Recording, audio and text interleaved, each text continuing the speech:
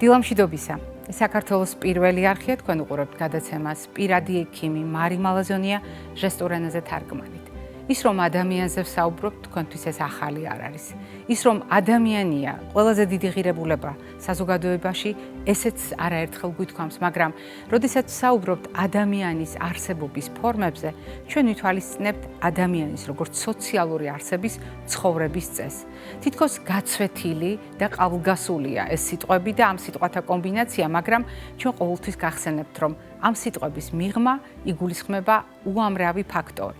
მათ შორის არის კვებაც და ფიზიკური აქტივობაც, ძილიც და მოსვენებაც, სტრესის მართვაც და მავნეჩვევების ქონა არ ქონაც. მოკლედ, ყველაფერი, რაც ადამიანის ყოველდღიურობას უკავშირდება, თავს იყრის ისეთ ტერმინში, როგორიც გახლავთ ცხოვრების წესი. და სწორედ ამ ცხოვრების წესის ცვლილება, ისეთი ნივთიერებების დახმარებით, რომელთა მიმართაც ადამიანს აქვს დაუოკებელი სწრაფვა, ტოლვა, აყალიბებს დამოკიდებულებას და ჩვენი ცხოვრების წესი ხდება დამოკიდებული. ჩვენ ხდებით დამოკიდებული. ჩვენ შეიძლება უამრავ ნივთიერებაზე ვიყოთ დამოკიდებული, ან ქცევაზე და ნიკოტინ დამოკიდებულება არის ერთ-ერთი მათ შორის. თუმცა ნიკოტინ დამოკიდებულება, რომ ნიკოტს უკავშირდება, ეს ძალიან ცოტა ვინმე თუ იცის, რადგან პორტუგალიაში მოღვაწე ფრანგი დიპლომატის ნიკოტის დამსახურებით პროდუქტი, რომელსაც თამბაქოს ფოთოლი წარმოადგენდა, აღმოჩნდა ამანათის სახით საფრანგეთში და შემდეგ უკვე ძალიან დიდი მოწონება დაიმსახურა სამეფო კარზე. უამრავი მსგავსი ისტორია შეიძლება გაიხსენოს სხვადასხვა ევროპულმა ქვეყანამ, მაგრამ კაცობრიობას დასჭირდა 400 წელი დაახლოებით იმისთვის, რომ ეთქვა თამბაქო მავნეა ჯანმრთელობისთვის. დღევანდელი დღე ეძღვნება ამ განსაკუთრებულ თარიღს, როდესაც ჩვენ ვამბობთ, რომ თამბაქოს გარეშე ცხოვრება უკეთესია, რომ დღევანდელი თარიღი და მთელი ეს კვირა ეძღვნება თამბაქოსთან ბრძოლას, საერთაშორისო კამპანიას და განსაკუთრებით მნიშვნელოვანია წელს იმის ხაზგასმა, რომ რატომღაც ჩნდება ახალი სამიზნეები, განსაკუთრებით ეს ეხება ბავშვების, მოზარდების, ახალგაზრდების გრძნობებს, მათ აღქმებს, მათ ემოციებს და ამიტომ გაჩნდა უცნაური ტერმინი მენიუ და უკავშირდა თამბაქოს მოხმარებას. დიახ, გაჩნდა სლოგანი, რომ თამბაქოს ინდუსტრიას აქვს საბავშვო მენიუ, ანუ ისეთივე სუნი, ფერი, გემო და მახასიათებლები, რომელიც ბავშვებისთვის საყვარელ მენიუს აქვს. და სწორედ ამიტომ თანამედროვე მედიცინამ გადაწყვიტა თქვას მთავარი რამ, რომ ამგვარი მიმზიდველი ნიღბების ჩამოხსნის დროა. დიახ, ჩამოვხსნათ მიმზიდველი ნიღაბი. და თუ ჩვენ ნიღბებზე ვსაუბრობთ და თუ ჩვენ ვსაუბრობთ ამ ნიღბის ჩამოხსნის აუცილებლობაზე, მაშინ აუცილებლად უნდა ვიცოდეთ ისიც, რომ ეგრეთ წოდებული უწყინარი ელექტრომოწყობილობები არის ამ ინდუსტრიის ნაწილი და ხშირ შემთხვევაში სატყუარაც შეიძლება ბავშვებისთვის, მოზარდებისთვის, ახალგაზრდებისთვის არა უშუალოდ სიგარეტი და თამბაქოს სხვა პროდუქტი აღმოჩნდეს, არამედ სწორედ ელექტრომოწყობილობა, რომელიც ძალიან ჰგავს 21 საუკუნეში დაბადებული ბავშვებისთვის მიმზიდველ სხვა ელექტრომოწყობილობებს.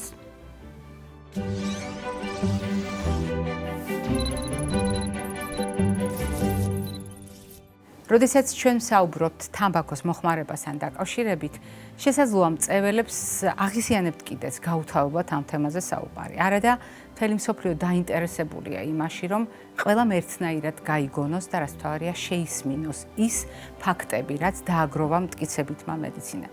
თანამედროვე მტკიცებითი მედიცინისთვის ბევრი რამ არის დღევანდელ თარიღთან დაკავშირებით სათქმელი და როგორც უკვე რამდენჯერმე გავიმეორე, დღევანდელი დღე თამბაქოსთან ბრძოლას ეძღვნება.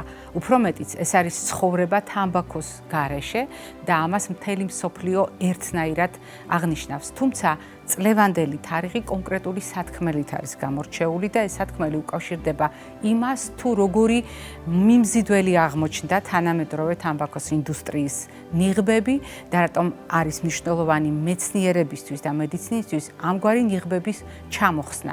რატომ გახდა საგანგებოდ გამოსაყოფი ფრაზა, რომელიც საბავშვო მენიუს უკავშირდება და რა იგულისხმება მაშინ, როდესაც საბავშვო მენიუს, ანუ საბავშვო მენიუსთვის დამახასიათებელი აღქმები სუნის, გემოს, ფერის და ასე შემდეგ გამოიყენა თამბაქოს ინდუსტრიამ ახალგაზრდების დასაინტერესებლად. დღევანდელი ჩვენი საუბარი სწორედ ამ წახნაგებს გააერთიანებს და ამიტომ დღევანდელი ჩვენი გადაცემის სტუმრები არიან ჯანმრთელობის მსოფლიო ორგანიზაციის ევროპის რეგიონული ოფისის არაგადამდებელ დაავადებათა დეპარტამენტის კონსულტანტი ქალბატონი ნუკა მაღლაკელიძე და საქართველოს რესპირაციული ასოციაციის გამგეობის თავმჯდომარე თბილისის სახელმწიფო სამედიცინო უნივერსიტეტის პროფესორი პედიატრი ბატონი ივანე ჩხაიძე. დილამშვიდობისა კოლეგებო. ძალიან მნიშვნელოვანია დღევანდელ დღეს თქვენი სტუმრობა. მე უნდა აუცილებლად თქვა, რომ ჩვენ გვაქვს მრავალწლიანი ტრადიცია და არასდროს დაგვირღვევია ეს ტრადიცია, მიუხედავად იმისა, რა ვითარება იყო. შესაძლოა ზუსტად იმ დღეს არა, მაგრამ აუცილებლად ვპოულობდით დროს და თარიღს, როდესაც ვიკრიბებოდით და ამ თემაზე ვსაუბრობდით. თუმცა წლევანდელი სათქმელი არის ძალიან განსხვავებული. თითქოს არც თამბაქოზია აშკარად ნათქვამი არაფერი და არც კონკრეტულ აუდიტორიაზე არის გათვლილი თითქოს ეს ყველაფერი, მაგრამ ეხება ყველას და განსაკუთრებით ეხება ბავშვებს და მოზარდებს.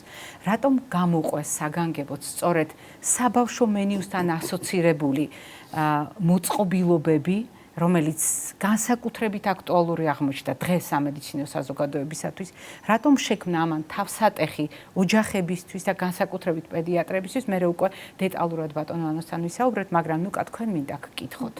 როდესაც ჩვენ ისეთ მასშტაბებზე ვსაუბრობთ, სადაც თვითონ თამბაქოსთან დამოკიდებულებაში გლობალურ მიდგომებს ვიყენებთ, როდესაც საფრთხეებიც ასეთ მასშტაბებში აღიქმება, რატომ არის ასეთ დროს ელექტრომოწყობილობების უშუალო სამიზნედ ბავშვები და მოზარდები შერჩეული და რატომ გახდა საჭირო ამაზე ცალკე მთლიანად თარიღთან დაკავშირებული მობილიზაცია? ძალიან დიდი მადლობა ამ თემისთვის კიდევ ერთხელ და ამ თემით კიდევ ერთხელ დაინტერესებისთვის, იმიტომ რომ ნამდვილად ეს არის ერთ-ერთი ყველაზე აქტუალური თემა, უბრალოდ შესავლისთვის. შეგახსენებთ, რომ თამბაქოს მოხმარება ზოგადად წარმოადგენს არაგადამდები დაავადებების ყველა ძირითადი არაგადამდები დაავადების რისკ ფაქტორს. ამიტომ ეს ყველაზე მნიშვნელოვანი რისკ ფაქტორია, შეიძლება ასე ითქვას, რომელიც მნიშვნელოვანია, რომ მისი პრევენცია და სწორი ინფორმირება მოხდეს დროულად. რაც შეეხება თქვენ შეკითხვას ელექტრონულ სიგარეტებთან, ელექტრონულ მოწყობილობებთან დაკავშირებით, ეს პრინციპში თამბაქოს ინდუსტრიისთვის ახალი არ არის, რომ ისინი ყოველთვის იგონებენ ახალ მარკეტინგულ ხერხებს, როგორ მიიზიდონ ახალი მომხმარებლები. ახალი მომხმარებლები ყოველთვის, რა თქმა უნდა, არიან პირველ რიგში მოზარდები, რადგანაც უკვე მწეველები ხშირ შემთხვევაში მათი სამწუხაროდ ფაქტი ესეა ხოლმე, რომ მრავალი არაგადამდები დაავადების მიზეზის გამო ისინი ნაადრევად იღუპებიან და შესაბამისად, ანუ ყოველთვის ინტერესი თამბაქოს ინდუსტრიის არის, რომ მიიზიდონ ახალი მწეველები.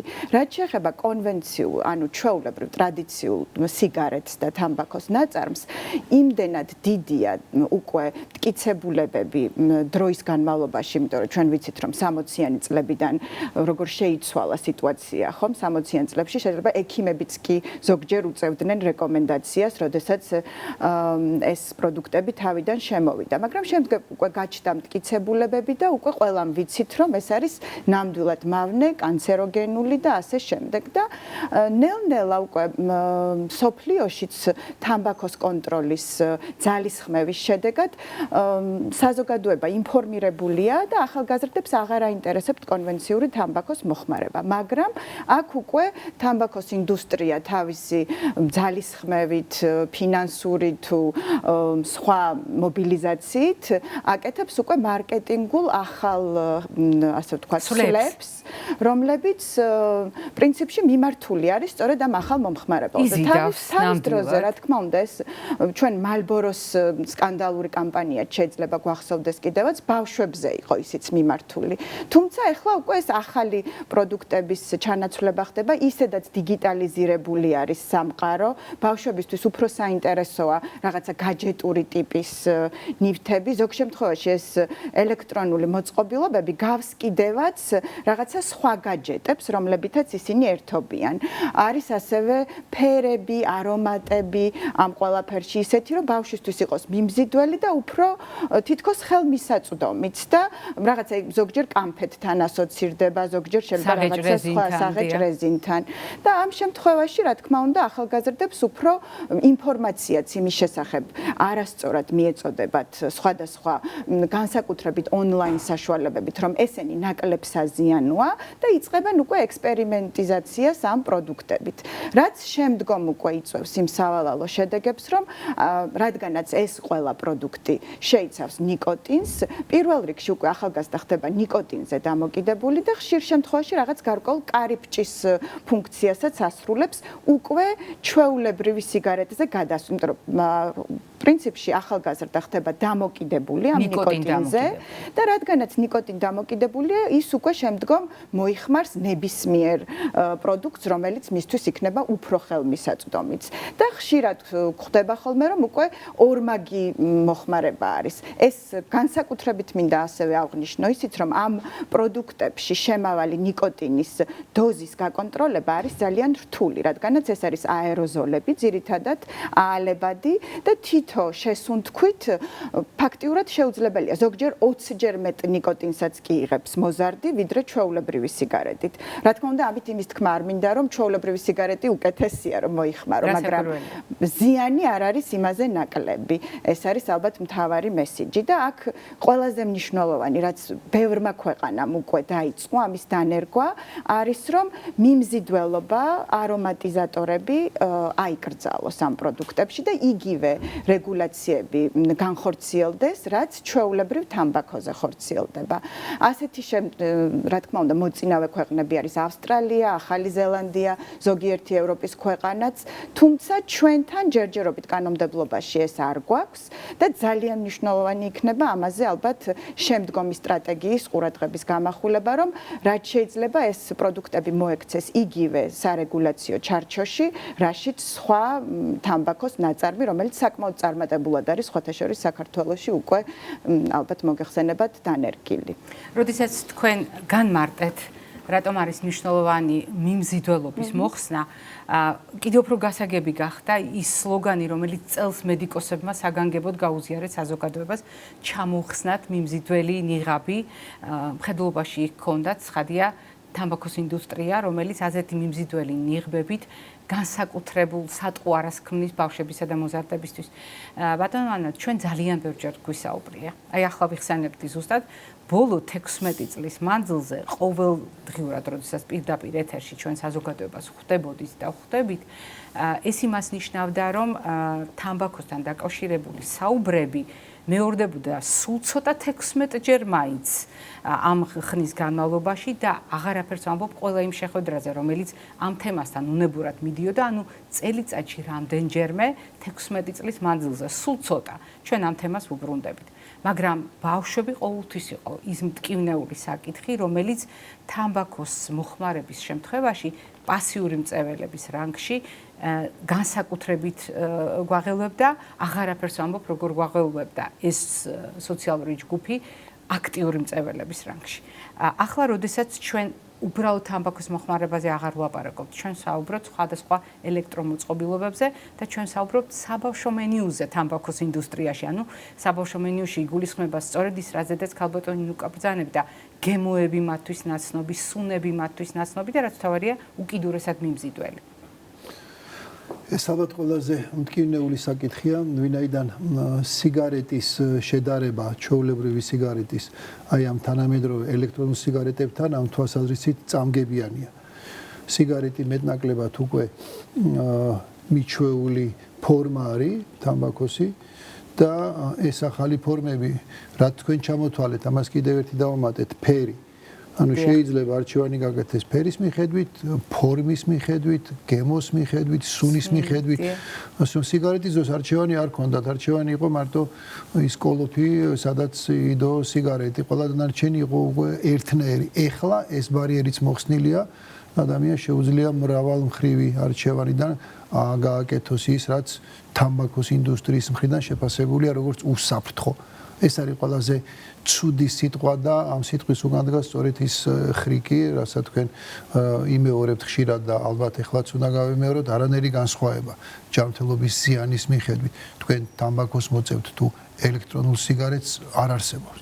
როგორც ახლო პერსპექტივაში, შორეულ პერსპექტივაში ეს არის ჯანმრთელობისთვის საშიში. სამედიცინო რისკების თვალსაზრისით მე გერთვებით უკაცრავად, მაგრამ ძალიან მნიშვნელოვანია თქვენ არაერთხელ გისაუბრიათ მაგალითად მწეველობის შედეგები ბავშვებსა და მოზარდებში, მოკლევადიან პერსპექტივაში და გრძელვადიან პერსპექტივაში, ელექტრომოწყობილობების გამოყენებასთან დაკავშირებით იცის უკვე პედიატრიამ როგორი შედეგები აქვს ამას დღეს და როგორი შედეგები შეიძლება ჰქონდეს ამომავლოდ. ქალბატონო მარი, ჩვენ ივნისში გვაქვს საერთაშორისო კონგრესი. პირველად ჩვენი კონგრესის ისტორიაში გვექნება მთელი სიმპოზიუმი მირწმუნილი ელექტრონული სიგარეტების ჯანმრთელობაზე ზეგავლენასთან დაკავშირებით. აქ ერთ-ერთი ყველაზე მნიშვნელოვანი თემაა ფილტვის დაზიანების ხაზგასმა. და ეს ტერმინი უკვე თანდათან მკვიდრდება და არის ქოლგა ტერმინი, რომელიც ზუსტად ესე ჟღერს ელექტრონულ სიგარეტთან დაკავშირებული ფილტვის დაზიანება. ეს დაზიანება ციფრებში შემიძლია წარმოგიდგინოთ 2009-2010 წელს ამერიკის შეერთებულ შტატებში დაფიქსირდა 2800 შემთხვევა მოსახლეობის სხვადასხვა საკუთრივ ფენებში ელექტრონული სიგარეტით გამოწვეული ფილტვის დაზიანებით. ეს არ არის მხოლოდ დაზიანება, 68 ლეტალური შემთხვევა იყო დაფიქსირებული. 2800-დან 68 გარდაიცვალა. პირდაპირი კავშირი იყო მხოლოდ ერთ ფაქტორთან, ელექტრონული სიგარეტის მიღება. ასე რომ ეს არ გახლავთ არ ვიცი რა მოხდება 10 და 15 წლის შემდეგ და ამაზე ნაკლებად ნერვული. ეს არის 90 დღის განმავლობაში ელექტრონული სიგარეტის მოწევის დაწყებიდან განვითარებული ფილტვის დაზიანება. ამიტომ ეს რეალური საფრთხეა და ამ თვალსაზრისით ალბათ სწორედ ჩვენი ექიმების პირველ რიგში ინფორმირება მნიშვნელოვანი. აქ მე ვფიქრობ გარკვეული ხარვეზი ნამდვილად არსებობს სიგარეტთან დაკავშირებით ჩვენ სამედიცინო საზოგადოებას დეტალური ინფორმაცია აქვს წლების განმავლობაში უამრავი კვლევა ტარდებოდა, უამრავი პრეზენტაცია, ლექცია და ასე შემდეგ, მაგრამ ელექტრონული სიგარეტები ჯერჯერობით სიახლეა. მისი ზეგავლენა ჯანმრთელობას და მასთან დაკავშირებული რისკები მართლაც ახალია და ამიტომ ჩვენი ამოცანა ალბათ დღევანდელი გადაცემაც ამას ეძღვნება, როგორ ეს ხარვეზი შევავსოთ და მაქსიმალურად უთხრათ არა მხოლოდ მოსახლეობას, არამედ ჩვენ კოლეგებსაც ნუ უყურებენ ამას როგორც უსაფრთხო თამბაქოს. არანაირად ეს უსაფრთხო არ არის და ეს რისკები არის მართლაც რეალური და უშუალო ჯანმრთელობასთან დაკავშირებული დროის ხანმოკლე მონაკვეთშიც კი. ახლა ერთი კითხვა და თქვენგან ორივესგან მოკლე პასუხს ველოდები შესაბამისად, რომ შევაჯამოთ დღევანდელი ჩვენი საუბარი. მიუხედავად იმისა, რომ მე ვადაც კი ვახსენე და გარკვეულწილად ისტორიაც კი გავიხსენე, რამდენი ხანია ამ თემაზე საუბრობთ.